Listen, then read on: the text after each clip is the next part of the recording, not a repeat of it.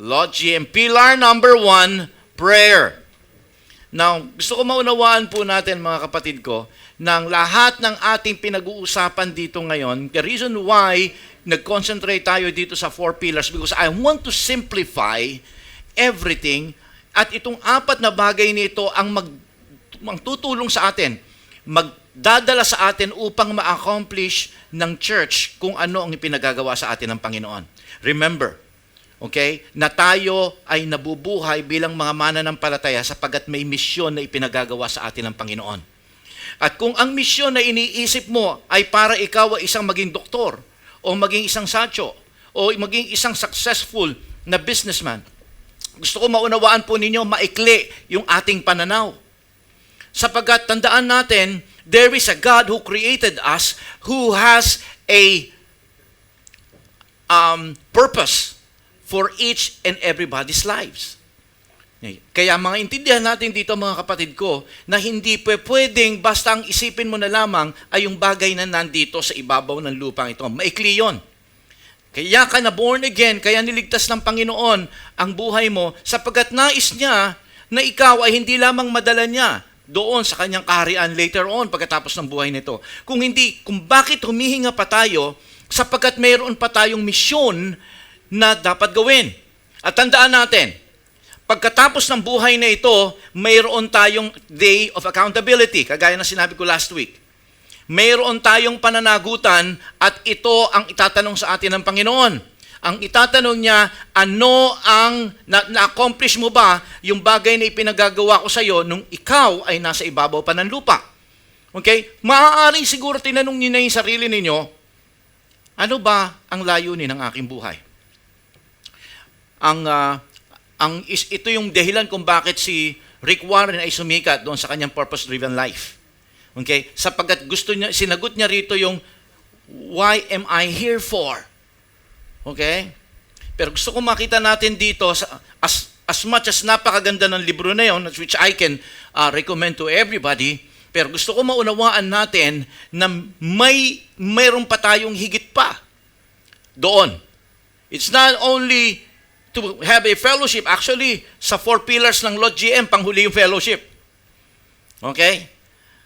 At maintindihan natin, mga kapatid ko, na ang isi-share ko sa inyo itong 4 pillars na ito, mga kapatid, is nothing new. This is nothing new. I'm just merely reawakening the Lord of the harvest to the original key. Yung pong naging paraan kung bakit naging napaka-successful ng first generation church during the book of Acts. That's the reason why, did you know na mas matindi ang persecution nila noon kaysa sa persecution natin ngayon? Mas mabigat ang problema nila noon kaysa sa problema natin ngayon? But they were able to flip the world upside down. They were able to Christianize the most renowned empire that ever existed in the human history. The Roman Empire.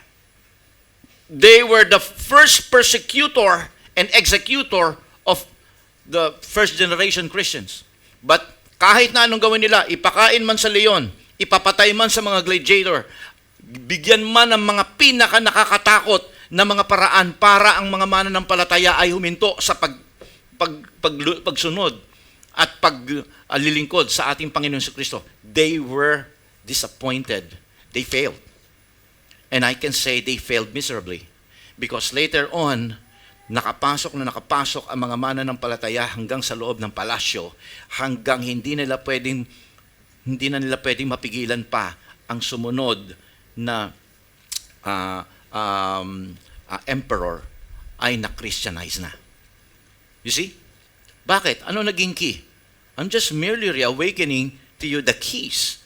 Itong 4 na ito. Tingnan po ninyo Acts chapter 2 verse 42. Ang sabi ng mga salita ng Diyos, mayroong katangian ang mga Kristiyano rito. The word, if you have your Bible with you, I want you to encircle the word devoted. This is the kind of Christian that we had during the book of Acts, the first generation Christian. During that time, mga kapatid ko, malinaw po na pinakikita rito that they were so intense. They were intense Christian. The church just got started. Believers were continually being deeply attentive and completely committed to the work of our Lord Jesus Christ. They were devoted. Pagka sinabi mong ang tao ay devoted, okay, pagka tinagalog mo to, devoto, iba na nasa isip natin. Tama? Pagka in English mo naman, devoted, ang nasa isip natin, hopelessly devoted to you. Okay? May mga ibang kaisipan tayo rito. Pero makikita natin na yung devoted Christian, ito yung ibig sabihin kasi sinabing you're devoted. You're not just a mere supporter. Ibig sabihin, you're a kind of person who give your best, who give your time, who give your effort, best effort, and who give even your resources because you are devoted. You are all given out. You are so very much committed. Ito pong ibig sabihin ng devoted. And these Christians, where sabi ng salita ng Diyos, Acts chapter 2. Tandaan natin, Acts chapter 2, this was just the beginning of the birth of the church. Acts chapter 2, right after they were baptized in the Holy Spirit during the time of the Pentecost, they went out of that upper room and they started to share the gospel. They started that Great Commission. You see, umpisang-umpisa pa lang, they started to work the mission. Ang nakakalungkot sa panahon natin ngayon, may mga churches that were concentrating on so many things. Concentrating in music, concentrating in make their church bigger, making their church a mega church. There's nothing wrong about it. Pero minsan na-sway away ang maraming mga Kristiyano, ang maraming mga churches sa ating main goal. The main purpose of the church. The real calling. The purpose why we are still existing. And that is to go into all the world, proclaim the gospel, and make disciples of all men, and teach them how to obey the law. That is our main goal. Kaya kung minsan may mga Kristiyano na you're just right there, okay, waiting for the church to fulfill that goal without you getting involved with it, kawawa ka. Naintindihan po yung sinasabi ko? Kawawa ka. Kasi yon ang accountability ng lahat ng mga mananampalataya once we meet our Maker face to face. There's a day of accountability. Yes, it is. There is. That's why gusto ko maunawaan po ninyo ang trabaho ng church. Kagaya nito, kagaya ng Lord of the Harvest. Kagaya na sinasabi ko sa inyo, ang Lord of the Harvest is not a religious group. Nope. Okay? The Lord of the Harvest, kagaya na sinabi ko last week, is a community of believers, community of born-again believers, community of Christians. We gather together to encourage one another, to meditate His Word. At ang ginagawa natin dito, ang trabaho ng church, ang trabaho ng ating community is to equip you, to help you, to achieve the goal of the Great Commission. Personally, as an individual Christian, our job, our responsibility is to find that vision and purpose and then act on it. To learn and then act on it. Hindi tayo dapat mag-isip pa ng kung ano-ano pa mga bagay. Some people are looking to be filled by the Holy Spirit, looking for a place or a church of revival, looking for a church na maganda ang mga music ministry o maganda ang church. There's nothing wrong about it. Pero ang isang bagay lang ang masasabi ko, nawawala ka sa purpose. Amen? That's the reason why nung in-unfold ko, okay, ang four pillars ng church, I'm just merely bringing back the Lord of the Harvest to what God has called His church to do. That's why hindi tayo aalis. Kailangan din natin ng revival. Kinakailangan din natin ma-fill tayo ng Holy Spirit. Okay? Kinakailangan din nating maramdaman ang kalakasan mula sa Panginoon. Kinakailangan din natin magkaroon ng mga seminars and conferences once in a while. But we're not really focused on that. Our main goal is for you na ma-push upang magawa natin ang kalooban ng Panginoon. That's the only way we can expand the kingdom of God here on earth. That's the only way. No other way. Amen? Dito titibay ang mga mananampalataya. So, makita po natin dito, they were devoted. Kinakailangan devoted ka. You are all given out. Okay? Sabi, saan sila nag-devote? Ang sabi ng salita ng Diyos, to the apostles' teaching. Ano pa? To the fellowship. Okay? Ano pa? To the prayer. You see? These are the most important thing that they've done. These are the keys. Kaya nga tayo yung 4 pillars natin, meron tayong prayer, meron tayong evangelism and discipleship. Kaya nga itong apostles' teaching na to, once they reach out for those people, anong ginagawa nila? They made these people involved in their community. But more on that next week. Okay? More than that, because our focus today is prayer. Alright? Now, gusto ko maintindihan natin dito, mga anak ng Diyos, that the early church, this early church, when they were born, they were born out of prayer. They were not born out because somebody prayed for them. No, they were born out of prayer. Why? Because when Jesus Christ said, wag muna kayong aalis, wait till the Holy Spirit shall come. Kaya yung Acts chapter 1 verse 8, ang sabi ng salita ng Diyos, the Holy Spirit shall come upon you and you shall receive power when the Holy Spirit shall come upon you and you shall be witnesses. Doon sila mag-uumpisa mag-testify about the goodness of God, about the gospel of God. Na ang tao ngayon ay mayroon ng karapatan at kakayanang manumbalik sa relasyon nila sa Diyos sa kabila ng kanilang mga kasalanan, at tayo ay mayroon ng pagkakataon na makabalik, okay, sa dating pamamaraan ng kaligtasan ng Diyos. Pwede ka na makapasok sa langit nang wala kang gagawin kung hindi manampalataya ka lamang kay Kristo. Tandaan natin, ang kaligtasan natin hindi cheap. Mahal. Pero kaya nga mabuting balita, alam nyo kung bakit? Mahal ang kaligtasan mo, pero ito'y libre. Ito yung ating gospel. Mahal ito. Bakit? Sapagat nangangailangang mamatay at ibulid ng Diyos ang kanyang buhay at ang kanyang dugo para ikaw at ako na papunta sa impyerno ay magkaroon ng kaligtasan. Amen? Palakpakan po natin ating Diyos. Mahal.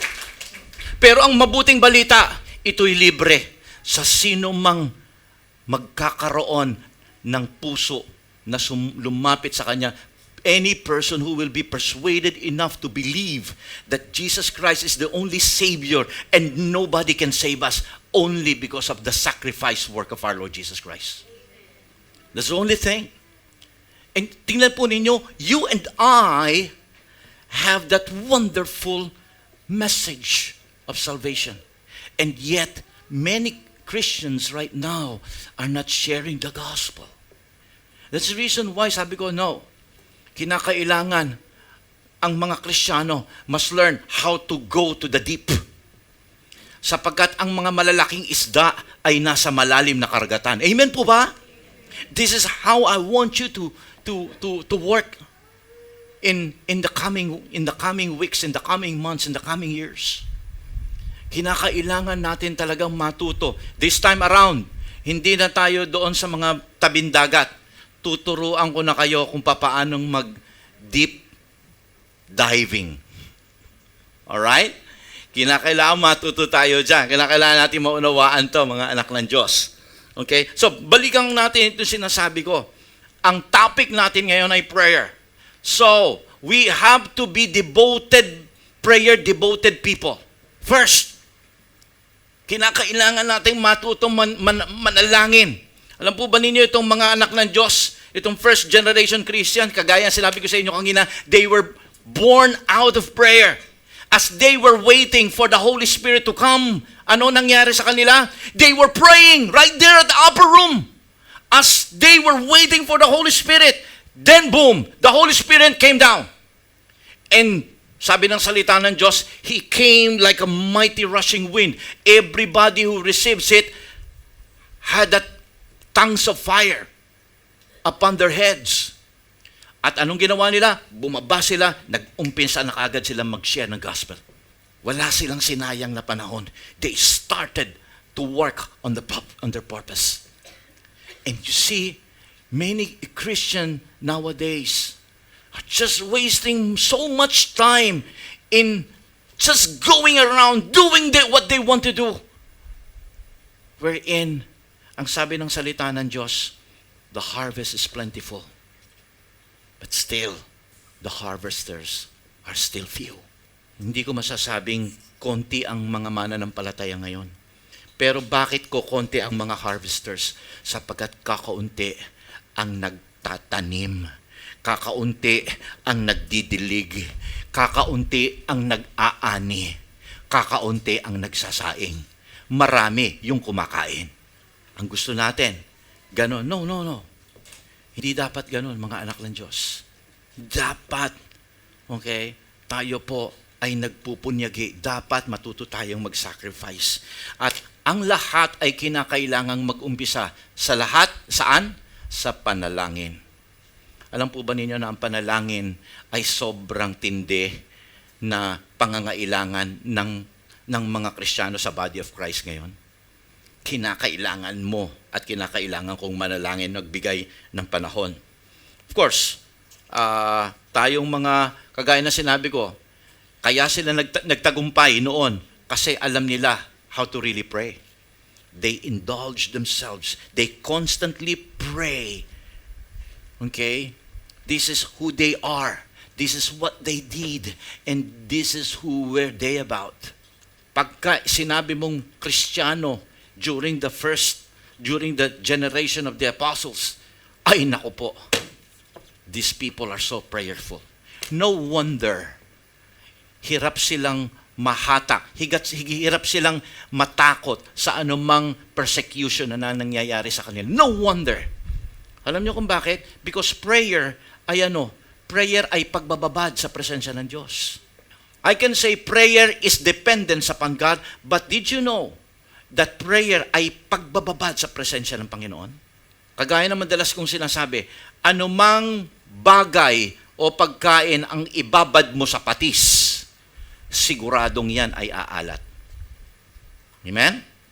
Kung ikaw ay nagbababad sa panalangin, 100% ikaw ay maglalasang Diyos. You see? Itong problema, because pagka ikaw ay nanalangin, tayo mga Pilipino, naku, hirap tayong manalangin. Tama po ba? Okay? Hirap tayo. Sino yung nakakapanalangin na 5 minuto? Wow! Di ba minsan pagka napunta ka nakatingin ka, wow! 5 minuto na ako nagpe-pray. Tagal na! Okay? Struggle tayo. Pagka nag-pray tayo, minsan ang hindi natin maalis sa isipan natin yung ilang oras na kaya? Ilang minuto na kaya? Of course, sabi ko nga po sa inyo, when somebody prayed, kinakailangan, ang importante kasi, we need to pray collectively. Kasi kapag ang church, when there's a corporate prayer going on, I'm telling you, something significant will happen to those people. Many times in the Bible, when Christians gather together to pray, alam po ba ninyo something significant happens? In Acts chapter 12, when Peter was imprisoned, suddenly itong mga anak ng Diyos, mga prayer warrior, they decided to pray for Peter. At that night, okay, habang sila pa'y nananalangin, mga kapatid ko, sinagot kagad ni Lord yung prayer nila. Nagpadala kagad si Lord ng anghel kay Peter. To the point na hindi pa natatapos yung prayer time nila, yung prayer chain nila, kumakatok na sa Peter sa bahay nila Rhoda. To the point na sabi nung bata, si Peter nandiyan na. Sabi yung prayer leader na, tumahimik ka mga bata ka, nagpe-pray pa kami para sa kanya. You see, kapag ka nagsama-sama tayong manalangin, matindi ang ginagawa ng Diyos, kumikilos siya. Kaya lang ang masakit. Okay? I'm telling you, the Lord of the Harvest family is a praying church. Don't get me wrong. Okay? Pero gusto ko makita natin dito na kinakailangan natin ma-intensify mabuti ang ating prayer life. We don't need to be happy about nakikita natin yung church natin. Dumating na naman yung Wednesday. Nag-upload na naman si Sister so-and-so. May mga nag-pray. Ang dami nila ngayon. Wow! Like. Ang dami na naman nila. Wow! Thumbs up. Hindi tayo tinawag ni Lord para mag-like at saka mag-thumbs up doon sa mga prayer warriors natin. Kailangan ka ni Lord maging prayer warrior din. Amen? Isa lang ang pumray. Isa lang ang pumalakpak. Yung head ng prayer warrior natin, Sister Lisa. You see, but let me encourage you. Kung encouragement ang dating nito sa inyo, sa akin, hindi encouragement to. Pero, let me encourage you. Alam niyo po ba na walang mga malalaking church ang nagpe-pray ng marami ang mga prayer warrior? Ito ang isa sa struggle ng maraming mga malalaking churches ngayon, to bring together these people and to pray together collectively. Kaya kahit pumunta ka ng malaking church, pumunta ka during their prayer meeting, makikita mo, kakaunti sila. Pero pag nakita mo Sunday, wow, puno-puno! Because it's really hard to gather them together to pray together. Encouragement, di ba? Encouragement ba? Para sa akin, ako, wow. Pero kaya nga po, ngayong araw na ito, hindi ko sasabihin sa iyo na, mag-join ka na ng prayer meeting. Sama na kayo sa prayer. Hindi ko gagawin yan. Sapagkat maaaring sa Sunday, sa Wednesday, mapuno tayo sa Wednesday. Pagka sinabi ganyan, ang tanong, kakayanin mo ba? Tatagal ka ba? Devoted ka ba? Kaya hindi ko sasabihin yan. Hindi ko pipilitin na ikaw ay umattend ng prayer meeting every Wednesday. Anong gagawin ko ngayon sa iyo? I-develop ko muna ang iyong personal prayer life. Okay ba? Okay? Sounds fair? Alright? Sapagkat alam po ninyo, gusto kong, kasi ang talagang gustong sumama sa prayer meeting ay yung taong nag-e-enjoy na sa panalangin. Okay? Ang hirap kasi nasasama ka sa prayer meeting dahil lang narinig mo nung Sunday na yon. Ang topic ni pastor ay prayer meeting, prayer. Okay? Hindi. Gusto kong ma-enjoy mo muna ang personal prayer life. Because when you learn how to really pray and enjoy your prayer time with God, that is when you will become more hungry to prayer. And you will never have enough saying, God, this time around, I want to bring myself to my brothers and sisters who pray. Ulitin ko, makapangyarihan ang nagagawa ng maraming nananalangin. Pero this time around, did you know that prayer is so important in the life of a Christian? That when you worship, you need to pray. When you ask God for mercy, you need to pray. When you need God's preservation, you need to pray. When you need your friends and your family to be born again, to be saved, you need to pray. When you worship, you need to pray. Everything must evolve around prayer. You see? Ang akala natin, ang prayer ay ano? Kasi palibasa ang nasa isip natin, pagka prayer, ang content lang parati ng prayer natin, Lord, penge, at saka, taskiti kudasay. Tulungan mo ako, Lord. Help me, Lord. At saka penge nito, Lord. Baka sabihin niyo naman kasi sa akin, Lord, pastor, masyado mo naman minamaliit yung sarili ko. Prayerful din naman ako, nagpe-pray naman ako parate. Ang tanong, ano ang content ng prayer? Maintindihan niyo? Okay? Ano ang content ng prayer mo?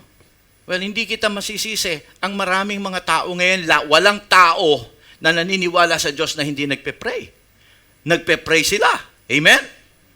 Ang tanong ko nga, ano ang content ng prayer?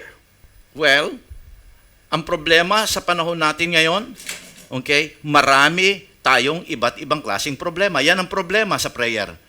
Marami tayong problema, dagdag mo pa yung nadadagdagan ng mga digmaan sa paligid-ligid. Hindi pa natatapos ang Russia at saka Ukraine. Ito na naman tayo, Israel naman tayo at saka Palestina. Okay, yung Gaza. Okay? At hindi natin naintindihan pa na tumataas ang mga pagkain ngayon, lalo na rito sa Japan, nagtaasan, okay? Sabi nga ng misis ko, pati kamatis, nagmahal. Okay, tama ba yon? Para malaman ng mga nanonood sa ibang bansa, mahal na po, totoo, ang kamatis sa Japan. Okay? Lahat nagtaasan. Yung maliliit na lang na tao ang hindi tumataas dito ngayon. Okay? Lahat ay nagtataasan na. Totoo po yan. Okay? Iba't ibang problema. Ang gasolina, mataas. There's a lot of struggles. There's a lot of wars and rumors of wars. Marami nangyayari mga problema. No wonder, ang mga tao nananalangin. Ang problema, ang content ng kanilang panalangin ay, Lord, penge at Lord, sagipin mo ako. Nobody seems to pray to God because they want to communicate to a God who loves them and who saves them. So, there's the problem. Yes, we are praying. But what is the content of your prayer? Do you pray to God because you just love them? You just want to enjoy your fellowship with God? Do you pray because you want people to know God? Do you pray because you want God to strengthen you so that God can use you for other people's need? Do you pray like that? Or do you pray because there is a need going on? That's the reason why gusto kong maintindihan natin ngayon that prayer is so important. Because tandaan po natin mga kapatid ko, as a Christian, God doesn't want you to exist without asking Him of help. God wants to help you. Amen? That is good news. Ang gusto ng Panginoon, nakadepende ka sa Kanya. Nakasandal ka sa Kanya dahil ikaw ay Kanyang anak. Pero kung madalas ang ginagawa mo, dumidiskarte ka ng sarili mo nang hindi mo ito isinasangguni at hinihingi sa Panginoon, ayaw niya nun. Gusto naman niyang tulungan ka. Pero sa lahat ng pagkakataon, gusto niyang makita niyang ikaw ay hindi lamang humihingi sa Kanya, kung hindi ikaw ay nag-e-enjoy dahil sa kabutihan niyang ginagawa sa iyo. Nais niya na ikaw ay mag-enjoy na makita mong siya ay tapat sa lahat ng pagkakataon. That's why, ulitin ko, gusto kong ma-develop ngayon ang iyong prayer life. Mag-enjoy ka sa iyong prayer life. Anong gagawin natin ngayon? We are going to learn from Jesus. Okay?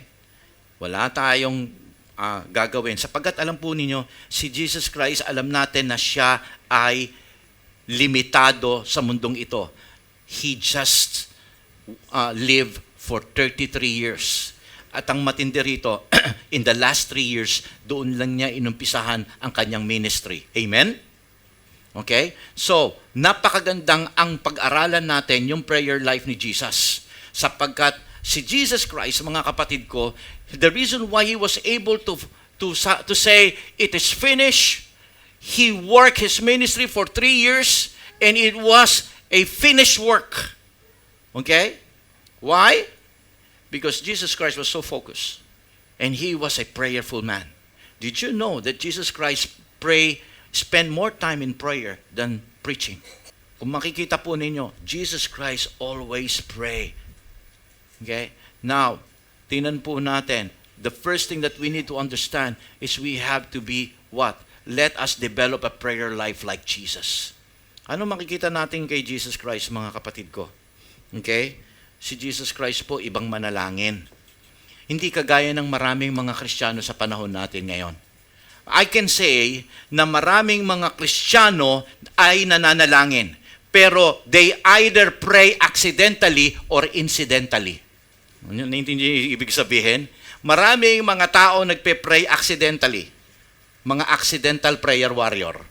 Bakit? Kapag ka lang nagkaroon ng malaking problema, biglang dumating ang mabigat na problema, doon mo siya makikitang umiiyak pa at feel na feel niya ang kanyang prayer. Accidental prayer warrior. Kasi alam mo ibig sabihin ng accident? Accident is an event, okay, that happened unexpectedly without prior planning or cause. Biglang dumating. Biglang nangyari. Kaya wala akong magagawa. Sinabi niyang 3 buwan na lang ang kanyang ilalagi sa mundo. Bigla ngayon siya naging prayer warrior. Okay? Accidental prayer. And there's the other thing. I call them the incidental prayer warrior. Ano yung incidental prayer warrior? Ba, ito naman yung mga Kristiyano, hindi naman siya yung tawag dito, tinaningan, wala namang mabigat na problema dumating sa kanya. Ang nangyari lang, siya ay pumunta doon sa bahay ng isang kapatiran, dumalaw lang, tamang-tama yung kapatid na yon ay papunta na sa prayer meeting, na isama siya. Insidente. That's what I call incidental prayer warrior. Or, somebody ay nangulit sa kanya, punta ka na, pinagbigyan niya, incidental prayer warrior. Or, bigla siyang nasa mood. Okay? At siya ay pumunta sa prayer meeting. Those are accidental and incidental prayer. Pero alam po ninyo si Jesus Christ, hindi po ganon. He never prayed accidentally or incidentally. He prayed intentionally. Okay? Intentional pag nanalangin si Lord. Ibig sabihin, He sets a time to prayer. Intentional. Tingnan po natin ang isang storya sa Mark chapter 1. This is the story in verse 35 to verse 39. Let me read that to you. Sabi po ng salita ng Diyos, very early in the morning while it was still dark, Jesus got up, left the house, and went off to a solitary place where He prayed. Simon and his companion went to look for Him, and when they found Him, they exclaimed, "Everyone is looking for you." Jesus replied, "Let us go somewhere else to the nearby villages, so I can preach there also. That is why I have come." So He traveled throughout Galilee, preaching in the synagogues and driving out demons. So this is what happened. Maintindihan po natin dito, mga kapatid ko, that Jesus Christ never prayed accidentally or incidentally, but He prayed intentionally. Now, malinaw pong sabi ng salita ng Diyos dito, bakit intentionally? He wake up early in the morning while it was still dark. Now, let me tell you this. During the time of the Roman Empire, okay, ang oras nila, wala silang alas 7, alas 8, alas 12, wala silang ganon. Okay? They always use the night watch as their watch. Ano yung night watch? During the time of the Roman Empire, lahat ng mga colonized area nila, region nila, mga kapatid ko, may mga nagbabantay sa mga gates. Okay? There were night watch. Okay? At ang night watch nila, mga kapatid ko, ay nahahati sa 4. From 6 o'clock in the evening to 9 o'clock, that is what they call the first watch. And then, yung magpapalitan naman sila ng magbabantay doon sa gate. From 9 o'clock hanggang 12 o'clock, may bago na namang gwardiya dyan. Yung nagwardya dito, maaring matutulog muna doon sa quarter. Okay? May quarter sila, natulugan doon. Okay? 9 o'clock to 12 o'clock is the second watch. 12 o'clock to 3 o'clock is the third watch. And the fourth and final watch is 3 o'clock to 6 o'clock in the morning. This is where Jesus Christ wake up, and He, sabi ng salita ng Diyos, while it was still dark, during the dawn. Okay? Dito siya nananalangin, and maybe you will be asking me, why so early? Jesus Christ woke during the daybreak because He wanted to avoid distraction. Kaya sinabi ko sa inyo, intentional. Ayaw niya ng ingay. At alam niyo po ba si Jesus Christ, mga kapatid ko, obviously, siya po ay hinahabol ng mga tao. That's the reason why, nakikita po ninyo dito sa verse 37, tingnan po niyo, nung nakita siya ng mga apostol, nila Peter, ang sabi ng salita niya, everyone is looking for you. Because whenever Jesus Christ stopped, they rented a room, matutulog sila, kasama niya yung kanyang mga disipulo. Okay, those people who are walking with Him, they will spend the whole night sleeping on that place. Nang paliligiran nila si Jesus Christ, maghintay na lang tayo dito para bukas sa umaga kasi kailangan nating ipag-pray tayo ni Lord para tayo ay gumaling. Humihingi sila ng kagalingan. Maraming mga tao ang humihingi ng kung ano-anong mga bagay sa ating Panginoong Jesucristo. Yung iba, amuyong lang, nagmimiron. Gusto nilang makita kung papaanong si Lord ay maghimala. Pakainin sila sa pamamagitan ng iilang tinapay at iilang isda. Ganun sila. Okay, they were so amazed sa ginagawa ng ating Panginoong Jesucristo. So, binabantayan nila si Jesus Christ every step of the way. So, ano ginagawa ng ating Panginoong Jesucristo? Jesus Christ knows the value of time. So, He will wake up in the morning, okay, so that he will avoid all this distraction. His prayer is intentional. His prayer is not accidental. His prayer was not incidental. And this is how we need to develop our prayer life. You have to look for the proper time. Hindi ko sinasabing gumising ka ng madaling araw. Pero kung ikaw ay papasok sa umaga, anong oras ka usually gumigising? Why don't you start praying? Hindi ko sasabing isang oras dahil hindi mo magagawa at hindi mo gagawin. Why do you want to start by praying for 10 minutes every morning? Fair enough? Amen? Bakit hindi mo gawin yon? Mag-spend ka ng extra 10 minutes. Gumising ka ng extra 10 minutes. Kung nung gumigising ka ng alas 5 ng umaga, bakit hindi mo gawing 10 minutes before 5? Okay? Gawin mo lang yon. Kasi yon yung panahon na natutulog pa yung mga anak mo at natutulog pa yung asawa mo. Alam mo, pag nagising na yung asawa mo, okay? May istorbo na sa istorbo ba yung asawa mo? Biro lang, ha? Alright? So gusto ko maintindihan natin dito, ang ating Panginoong Jesucristo, ganun ang ginawa niya. Now, hindi ko sinasabing parating madaling araw, kung ano yung magiging opening para sa'yo, kung ano yung pwedeng gabi, pwedeng umaga, kung saan, wala na yung mga bata at pumasok na, okay? Wala nang istorbo, wala nang odyama sa salitang Hapon, dahil marami nanonood sa atin sa ibang bansa, okay? Wala nang magiging istorbo sa'yo, no distraction. Ano ang dapat natin gawin? Si Jesus Christ, He understand. And having been grown up in a Jewish community, the Jewish community always will study the book of Psalms. Ano sinasabi ng book of Psalms? Tingnan po ninyo. Listen to my cry for help, my King and my God. For to you I pray in the morning, O Lord. You hear my voice in the morning. I lay my request before you and wait in expectation. You see? But I'm not saying na sinasabi ni Lord tuwing umaga. Ito, ang kinakailangan mo maging prayer is you need to be intentional. You must look for that proper time where no distraction, no interruption will happen to you. Amen? Kasi alam po ninyo, kinakailangan natin yan. Kinakailangan mo mag-develop ng prayer life. You know why? Sapagkat without this consistent prayer life, your Christian life will drift away. Anytime we are under attack. Amen? Anytime Satan is lurking, waiting for the proper time para tayo ay maisahan niya. But if a person will always be found praying, I'm telling you, walang magagawa si Satanas sa'yo. Prayer is very powerful. If you are not intentional, you are guaranteed to drift away from your faith. Amen? So you need that constant communication with our Father. You need that constant communication with our God.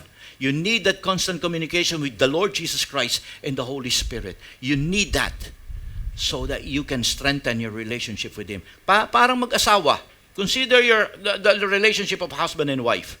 Kapag ang mag-asawa are not communicating constantly, regardless kung siya ay nasa malayo o kayo ay magkasama, if there is no good communication, you don't have that communication with each other, you can never become soulmate. It's about working out together, having that right communication with one another. You have to take care of that relationship by communication. At iyon ang ginagawa ng prayer. Because prayer is communicating with God, speaking to God, conversing with God, spending time with God. Amen? So nakita po natin yung ginawa dito ni Jesus Christ. He is very intentional when it comes to prayer. Hindi lang yon. His prayer is what? He set a special place for prayer. His prayer setting is set apart. Balikan natin verse 35 na binabasa natin. Very early morning, while it was still dark, Jesus got up, went to a place and went off to where? To a solitary place. You need to have a solitary place where you can be what? You can be alone with the Lord. Where you can concentrate on God alone. Alam po ninyo, nung unang nag-full-time ako sa ministry, as I always say, maliit lamang po yung bahay namin. Ito lamang po yung bahay namin. Ganyan lang po kaliit yan. Okay? Kaya pagka pumunta ka sa gitna, okay, saan ka kakain? Andyan ang lamesa. Okay? Saan ka magluluto? Nandyan sa kaliwa mo. Okay? Saan ka tawag dito, matutulog? Ayun, sa tabi. At saan ka maghuhugas ng pinggan? Eto, iikot-ikot ka lang. Okay? So, there's no way for me to have that solitary place. Alam po ninyo kung saan ang solitary place ko? Alam ng si Sister Loy ninyo, yung toilet. Alam ni Sister Loy nyo, alam din ng mga anak ko, na kapag ka nag-spend ako ng mga ilang minuto, iba ginawa ko. Pero kapag ka nag-spend ako ng mahabang time doon sa toilet, alam nila ko ano ginagawa ko. I'm spending time with God. That's my solitary place. Okay? Ngayon, binless na ako ng Panginoon, may opisina na ako, meron pa tayong prayer room. I seldom use the prayer room because I always use my office. That is where I spend time praying. Naglalakad ako pagka medyo masakit na yung likod ko. I pray. Okay? Particularly kapag nag-struggle ako sa sasabihin ko at gagawin kong prayer, preaching sa Sunday. That is where I pray. That is my solitary place with the Lord.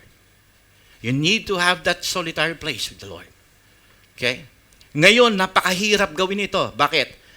Kaya maraming mga Kristiyano ngayon nahihirapan magkaroon ng solitary place sa Panginoon at time with God because we are so what? Buttered with so many interruptions surrounding us. There is what we call ang television noon, nung araw, alam po ninyo, ay mayroong oras. Pagdating ng alas 12, makikita ninyo, tapos na. Ngayon, wow. Okay. Sino yung umabot dito sa Japan na pagka alas 12, nagsa-sign off ang ano? Tama? Ngayon, wala na. Kasi lahat ng mga television ngayon, smart TV na. It's either meron tayong, nanonood tayo na YouTube, meron tayong Netflix, okay? Meron tayong mga Google TV, which offers 24 hours, okay, of entertainment. Meron tayong mga internet, meron tayong mga pasokon, di ba? Meron tayong personal computer, laptops and everything. Punong-puno tayo ngayon ng maraming interruption sa paligid. At alam nyo kung ano yung pinakamatinding interruption sa atin? Yung smartphone mo. Minsan nagpe-pray tayo, biglang ting-ting, ting-ting. Naku, may messenger. Okay? Ang dami kaya minsan kinakailangan lahat ng mga bagay na yan, okay, ay kinakailangan natin kapag gusto mong magkaroon talaga ng proper time and proper solitary place. If you want to be alone, turn off your telephones. If you want to be alone, because you can never be alone if you are with your telephone. Because you are with everyone else, everybody. Okay? Kasi kasama mo yung iyong Facebook at ang iyong Messenger. Lahat yan ay magbibigay sa'yo. Pagka nag-upload na si Sister So-and-so, si Brother So-and-so, yung mga kapatid mo, ting-ling, tong-ling, lang-lang. Alam na. Okay? So you really have to, hindi ko naman sinasabing throw it away, but turn it off. Just for the sake of spending time with the Lord. Amen? Alam po ninyo mga kapatid ko, kinakailangan yan. There is a story, and this is a true story. The early African Christian converts, when they heard the word of God, they understood that it is very important to pray. So anong ginawa ng mga Aprikano na ito, mga kapatid ko? Dahil ito ay puro dawagan, ang ginawa nila, pagka meron silang mga personal meditation nila, okay, ginawa nila, may kanya-kanya silang puno. Okay, doon sila nagpe-pray, doon sila talagang humihingi ng biyaya, nag-spend ng time sa Panginoon. Okay? No wonder, dumating ang panahon, dahil madalas silang nananalangin, yung mga inuupuan nilang mga damuhan doon, Okay, na kanya-kanyang puno sa ilalim ng puno, nabusbus yung mga damo. Kasi madalas silang doon nakaupo. Okay? Hindi na tinubuan ng damo dahil yun na ginagamit nila. Dumating yung panahon na nalalaman tuloy nila kung yung kapatid na yun ay hindi na nananalangin. Alam mo kung bakit? Nakita nila yung inuupuan nung kasama nila sa church ay tinutubuan na ng damo. Kaya masasabi na, hindi ka na nagpe-pray kasi nadaan ako doon sa may puno na pinagpe-prayan mo. Okay? Nakita ko may mga bago ng mga damo na tumutubo. Now, nawa, huwag sanang tubuan ng damo ang mga puwet natin. Hindi naman, biro lang. Alright? Ang gusto ko lamang maunawaan dito, mga kapatid ko, huwag sana tayong, alam po ninyo, maging tamad sa pananalangin. Amen? Dapat maunawaan natin na ang Kristiyano should always be devoted in prayer. Look for the proper time and look for the proper place. Jesus was intentional and Jesus set apart a special setting for His prayer. Sayang, baka yung bahay mo ang laki-laki. Okay? Ano ginagawa mo dun sa mga spare na room? Ginawa mo lang tambakan ng mga bagay na baka ang gusto ni Lord, kaya ka nilagyan ng spare room. Sapagkat gusto niya na iyon ay maging solitary place mo para sa Kanya. Lugar ng tagpuan natin para sa Kanya. Amen? Now, tingnan po natin. Anong nangyari pa? Ano pa sa prayer na ating Panginoon Jesucristo? So we are learning from Jesus. His prayer life gave Him a clearness of His purpose.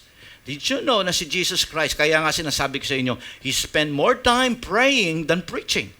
Because dito kumukuha si Jesus Christ ng lakas. Tingnan po ninyo, this is a funny story. If you're gonna be joining me on how I understood these verses na meron tayo, itong scriptural text na ating binabasa, this is a very funny story.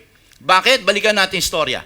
Sabi po rito, alam natin verse 35, early in the morning, while it was still dark, Jesus got up, left the house, He went off to a solitary place, where He prayed.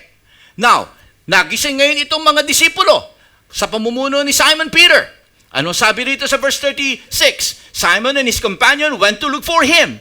And when they found Him, they exclaimed. Pagka sinabing they exclaimed, they are not just saying it plainly.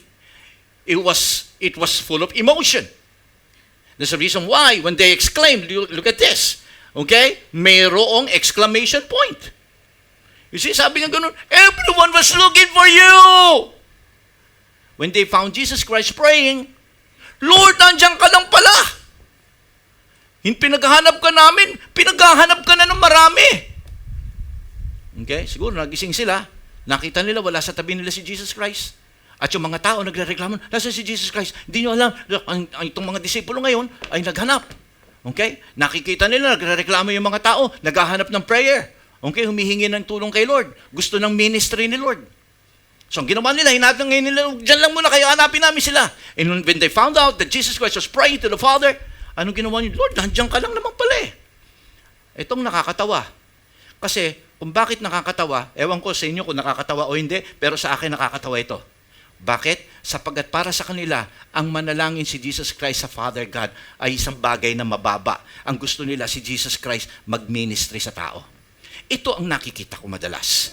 Ganito ang problema ng maraming mga Kristiyano ngayon. They think that ministry is much better than prayer. I don't say ministry is not good. I'm saying ministry is good. Being part of the ministry is good. But if you will put ministry before prayer, then there's a problem. Now, I want everybody to look down and try to understand what I'm talking about. Minsan, akala natin, sinasabi natin, buti pa kayo nasa ministry, ako hindi. No. You see, kasi minsan, ang problema, okay, kung hindi ka babad sa panalangin, okay, hindi pwedeng magtagumpay na maganda ang ministry. Dito, pinakita sa atin ng ating Panginoong Jesucristo, itong istorya na to. Parang sinasabi rito ng mga disipulo ng ating Panginoong Jesucristo, Lord, bakit nag-spend ka ng panahon dyan sa prayer? Ito na ang ministry. Maraming nangangailangan sa'yo. Tulungan natin sila. For them, ministering to the people is the most important thing, which is tama naman. But ang na-overlook nila rito, hindi nila naintindihan na si Jesus Christ, gusto nga niya mag-minister sa tao, but He needs the leading of the leading of the Father. That's the reason why Jesus Christ spent more time in prayer, because He wants a clearness of purpose. Minsan kasi, kapag ka ikaw ay sobrang dala ng maraming mga cares ng mundong ito, particular ang ministry, minsan nawawala ang isipan natin. Puro tayo kingdom, nawawala tayo sa king. Naintindihan yung sinasabi ko? Wherein dapat tayo ay kumukuha ng purpose, kumukuha tayo ng utos mula sa king. Ang masakit, maraming mga Kristiyano ngayon, kumukuha tayo ng utos. Galing saan? Galing sa mga gusto lang ng tao. Hoy, tulungan mo naman kami. Hoy, ganunin mo naman kami. Hoy, suportahan mo naman kami. Hey, gusto ko maunawaan ninyo. Kaya tayo nagkakaroon ng tamang purpose sapagkat naiintindihan mo ngayon, nadidiscern mo kung ano ang tama sapagkat ikaw ay mayroong magandang komunikasyon sa Diyos. Maintindihan po niyo, mga kapatid ko? Kaya nagulat kayo. Anong sabi ni Jesus Christ? Magugulat kayo sa response ni Jesus Christ. Because the disciples were expecting Jesus Christ to do the same thing. People are waiting for you. They are all looking for you, Lord. Suddenly, when Jesus Christ stood up from where He was praying, Jesus Christ told them this word. Ang sabi niya, let's go somewhere else. Whoa! It's like Jesus Christ telling them, we are going to do different things. Not the thing that you are sort of prompting me to do. Sabi ni Jesus Christ, let's go somewhere else. To the nearby villages, sa ibang lugar, sabi niya ganon, so I can preach there also. Why? Tingnan po ninyo. That is why I have come. Jesus Christ was so focused.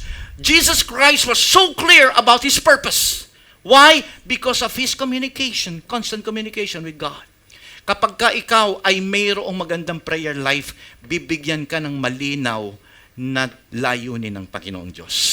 Siya ang magtuturo sa iyo. Hindi ka madadala, hindi ka mahahatak ng sinuman, hindi ka madadala ng ninuman, hindi ka maloloko ng iba. Because you have that healthy prayer life with God. Amen? Now, having said that, okay, gusto ko maintindihan natin ngayon, ano ang dapat nating gawin? How can I develop a prayer life like Jesus? Okay, now that I know that Jesus Christ, when He pray intentionally. Okay, now I know. Okay, ano ang dapat kong gawin? I will give you 5 important things. I want you to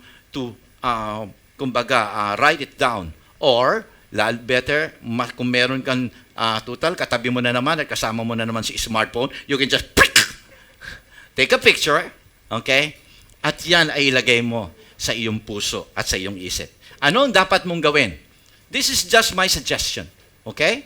For you to have a strong and healthy prayer life. Again, kinakailangan you have to look for a proper time. First, you have to commit to find a place to be alone with God. Find a place. First, have that private time with God. Private. Alam po ninyo, sa anak nila, ito pong sila magkapatid po na si John, not John Calvin, but John, sorry, nakalimutan ko, bigla na sa isip ko, kasi bigla ko lang siya siyang po sila magkakapatid, lahat po sila ginamit ng Panginoon mightily. But they were all a fruit of the prayer of their mother. At ang nanay nila, dahil masyado po silang napakahirap, 9 na magkakapatid sila, puro lalaki. Okay? Alam nila na ang nanay nila ay nananalangin. Pero wala silang lugar dahil maliit lang ang bahay nila. Yan lang sila, patong-patong sila pag natutulog. Alam ginagawa ng nanay niya? Pagka yung apron ay nakapatong sa kanyang ulo, okay? Hindi sila pwedeng manggulo sa kanilang nanay because they know ng nanay nila nananalangin. And true enough, itong mga bata na ito, lahat sila ay ginamit mightily ng Panginoon. Now, gusto ko makita natin dito mga kapatid, you have to find time with God. Second, you have to use the scripture as part of your prayer routine. I can say, umpisan mo, pagka ikaw ay magpe-pray, magbasa ka sa Book of Psalms. Okay? Kasi ang Book of Psalms talagang maganda yung mga words niyan for meditation. Okay? Mag-umpisa ka, bumasa ka ng mga ilang verses lang. Okay? Just to, for you to be inspired in prayer. Okay? Next, you make a record of your prayers. Okay? Yung telepono ninyo, okay? Ako meron po ako record ng mga prayers. Kasi minsan may mga pagkakataon nakakalimutan ko yung mga importante. Minsan sinasabi ko, sige pag-pray ko, pero hindi ko nagagawa. Kaya I made it a point na meron akong record, sinusulat ko, inalagay ko dun sa notes, yung mga prayer requests. Okay? Napakaganda na ikaw ay may record nito para na ipag-pray mo sila constantly. Okay ba? Magkaroon ka ng record. Ang kagandahan po ng record, mga kapatid ko, mamomotivate ka rin dito kasi makikita mo rito na wow, nasagot na pala ito. Oh. Nasagot na pala. Dito mo makikita how God will work in your prayers. Okay? Huwag kang matakot. Huwag kang magano. Okay? Basta maglagay ka ng record book. Bumili ka. Nung araw bumili ako ng maliit na record book eh. Okay? Nung araw, bumili ako sa Hakme, bumili ako ng ito para sa prayer. Ang masakit, wala ako parating ballpen. Kaya ang ginawa ko, meron nga palang notes yung aking iPhone. Doon sa notes, doon ko nilalagay mga prayer, humihingi ng prayer sa akin. So, make a record of your prayers. Okay? Gawin nyo yan. Subukan nyo. Okay? Next, motivate yourself on God and His attribute once a week. Lalo na itong mga nag-LTC, yung iba sa inyo nag-LTC na, buksan nyo dati yung mga kopya ninyo. Makikita ninyo that God is loving, yung moral attributes, essential attributes ng Diyos. Makikita nyo that God is immutable. Okay? Maintindihan ninyo na hindi siya nagbabago noon, ngayon magpakailan pa man. Once you understand all these important attributes of God, yung katangian ng Diyos, yung nature niya, mas lalo nitong mamomotivate ang iyong prayer life. Okay? And last but not the least, encourage yourself. On what? On the blessings that you have received from Him because you are a child of God. Balikan mo yung panahon ng dalaga ka pa. Gusto mong mag-CW dito sa Japan. Balikan mo yung mga prayers na yon. Balikan mo yung buhay mo noon at saka buhay mo ngayon. Balikan mo at tingnan mo ngayon kung paano at anong mga bagay na ginawa ng Panginoon sa iyo. Never ever forget those many blessings that He had done. Encourage yourself. Sapagkat, mga kapatid ko, all of those things is going to motivate you to pray even harder. Sapagkat kapag naging healthy ang iyong prayer life, mga kapatid ko, naiintindihan mo marami ng sinasagot ang Lord sa prayers mo. Sasabihin mo, teka muna, I can never get enough. Gusto kong ma-involve doon ngayon sa prayer meeting. Gusto kong mag-lead ng prayer. Gusto kong, Lord, makita nila kung papaanong ikaw ay kumikilo sa mga personal na panalangin ko. Alam po ninyo, ang sabi ni Ephesians chapter 1 verse 3, look at this. Blessed be the God and Father of our Lord Jesus Christ, who has blessed us with many spiritual blessings in the heavenly places in Christ. Did you know and do you know that God has blessed you with so many spiritual blessings? Do you know that you have the authority to pray and ask God? Ang masakit, God, we have a vast resources. Pero yung resources na yan, walang humihingi, walang nag-claim. Pero yan ay hinanda ng Diyos para sa atin. Ang masakit, bakit wala nag-claim? Because nobody really pray for Gusto ko maintindihan natin. Bakit si Jesus Christ nananalangin parate? Okay? Bakit importante kay Lord ang prayer? In Psalms 91 verse 1, look at this. He who dwells in the secret place of the Most High shall abide under the shadow of the Almighty. I think you will agree with me if I say life is hard. Amen? Life is even harder nowadays. Every day we are bombarded with a lot of problems, with wars and rumors of wars, with schedules and bad news everywhere. However, prayer will be our shelter. Prayer, according to Psalms, will not only be our shelter, but that is the place where we can find rest, peace, under the shadow of the Almighty. And this is the Bible says, He who dwells, because when we pray, we dwell in the presence of the Most High. It gives strength kapag ka natatakot ka. Di ba nakikita nyo, pagka natatakot ka, nilanalangin kang bigla. May tendency bigla ka manalangin pagka natatakot ka. Okay? Pagka may biglang pangit na biglang tendency, instinct mo yun eh. Instinct mo yun eh. Okay? Gusto ko maunawaan natin mga kapatid ko. Why? Because there is peace under the shadow of the Almighty.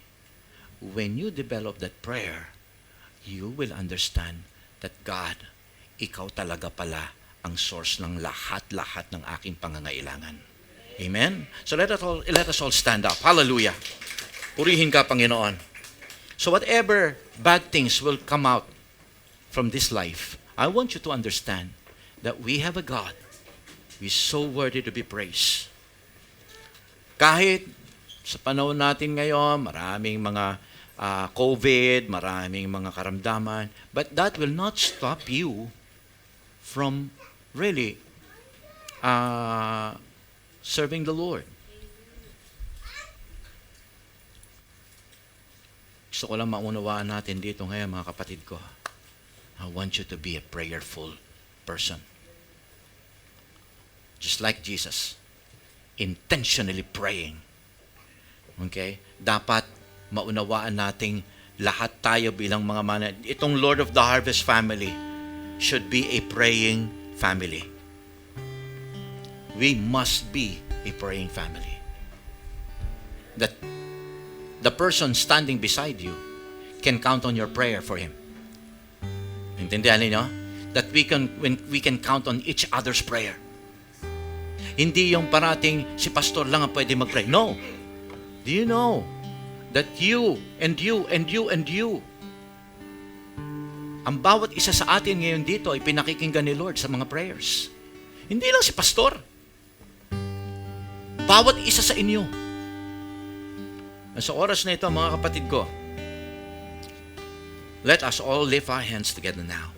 And even for those people who are listening online, yung mga kapatid ko sa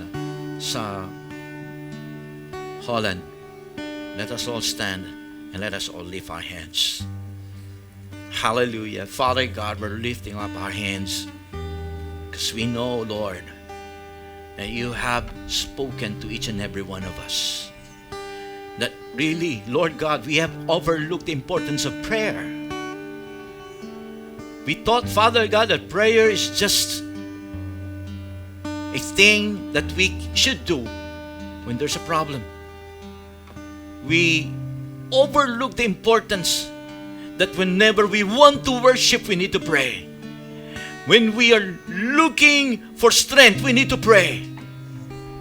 When we want something good to happen, we need to pray.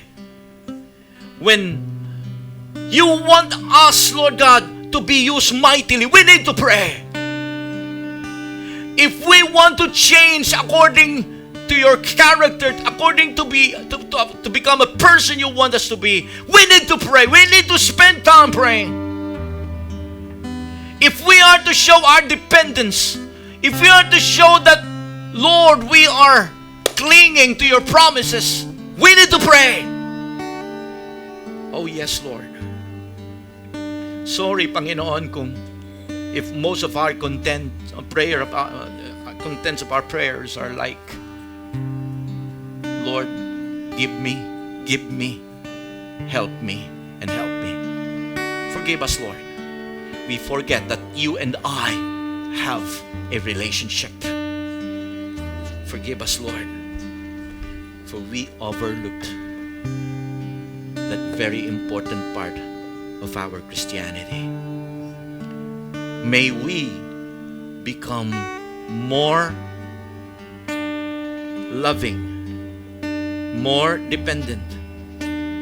May we able to develop our relationship with you, Lord God, through our communion in prayer. Lord, as we are lifting our hands, help us to develop a good prayer life. Alam ko, Panginoon, nasasabi ka, Panginoon, na kami ay makausap mo every day, in that special day, in that special moment, in that special place that we have prepared for you and me. I pray that even if we are not part of the music ministry, not part of the prayer ministry yet, not part of the children ministry yet, God, you can now use us, Lord, as a backup prayer warriors of this church. Anoint every lives, anoint every lips that will be pursuing this new course in their Christian lives. We are going to be a prayer-devoted people. God, we give you glory. Let your anointing strength flow upon our lives today. In Jesus' name. Hallelujah. Amen.